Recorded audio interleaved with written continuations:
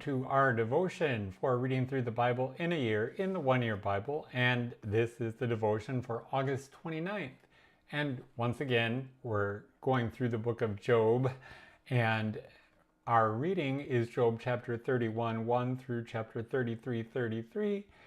Chapter 31 is a pretty big chapter and a little involved, so that will be enough to cover chapter 31 for sure. In chapter 31, we see Job's final challenge that he lays forth. In ancient times, a crime could be disowned by calling down a curse on oneself if one had committed it. In this chapter, Job addresses God in an appeal against human judgment. He's already given a blanket denial of the things his friends have accused him of, saying that because of what he's done, that is why he's suffering as he is, and he has left his vindication up to God. So now, in Job 31, Job lists many of these specific crimes, denying them all, and he's saying, if I have done X, then let Y happen to me. And X is the crime, Y is the penalty. So this chapter does not present a nice, neat, tidy, complete courtroom argument. It is poetry, after all. So his confession here is neither systematic nor complete. And you'll see that the way he addresses these sins isn't always uniform, but that's okay. So for the sin of lust, Job states that he has made a covenant with his eyes. He is very careful to avoid even the slightest hint of temptation, and very aware that God sees all his ways and counts all his steps.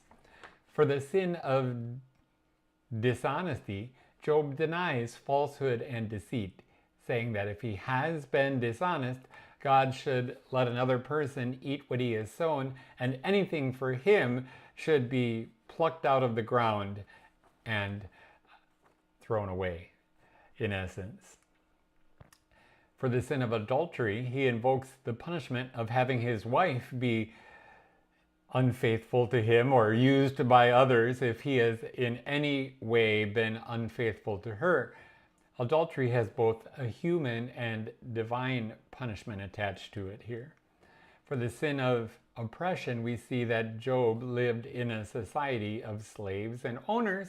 In a countercultural way, Job sees the slave as a human being in every way, with rights at law, rights guaranteed by God himself, and God is their active defender. Job considers that slaves even had a right to sue their masters. Furthermore, he considers females to have just as many rights as males.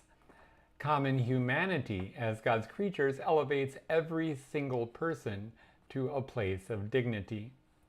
For the sin of miserliness, Job elevates the care of widows, orphans, and others who are destitute and the defenseless.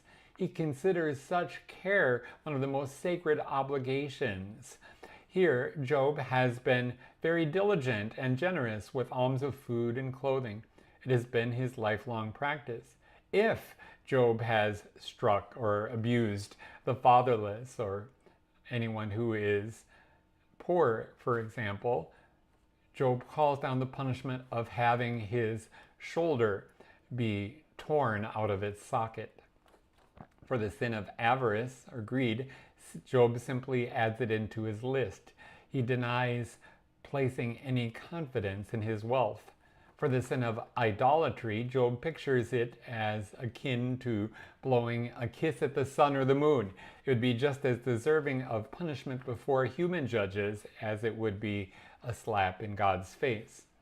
For the sin of vindictiveness, once again, Job simply adds it in. His emphasis is on inward integrity, the hardest of all virtues to develop and sustain. Not even in his heart did Job wish harm upon the most wicked of men. Quite a daring claim to make. For the sin of parsimony or stinginess, Job states that he has been generous with providing food and lodging to travelers. For the sin of hypocrisy, Job says that he has never attempted to conceal his sin like Adam. Job never pretends to be sinless, and he is unconcerned about the opinions of other people about him. The fear of God is his only motive for right conduct. It is rather startling that Job admits his sin here in the midst of a whole chapter saying that he has not sinned in all these many different ways. I think the best way to explain this is that through faith, all who believe in God's promises to us in Jesus are both saved and sinner, saint and sinner at the same time. We are declared righteous by God, and yet we do battle with our sinful nature on a daily basis. However, we do not blatantly and willingly keep on sinning as if to make a mockery of God's grace. There's no place for cheap grace in our life. When we sin, it is a sin of weakness because of being beset by our sinful nature, even though our sins have been paid for and we have been cleansed through the cross of Calvary. In verses 35 through 37, Job demands at last a hearing before God, even signing a document. Job has had his say, if you will, from A to Z. It's interesting then that the signature that is spoken of is in the form of a Hebrew tau, which is the last letter of their alphabet, and which is shaped like a cross. At last, Job rounds out the final few verses of this chapter by talking about the sin of exploitation. The land is called to be a witness that Job has not exploited any person or even any natural resource. He finally calls down the punishment that if he has exploited anyone or anything, his land should produce thorns and weeds instead of wheat and barley. So there you have it, quite a chapter in the book of Job. May God be with you and bless you, and I'll look forward to talking with you again real soon.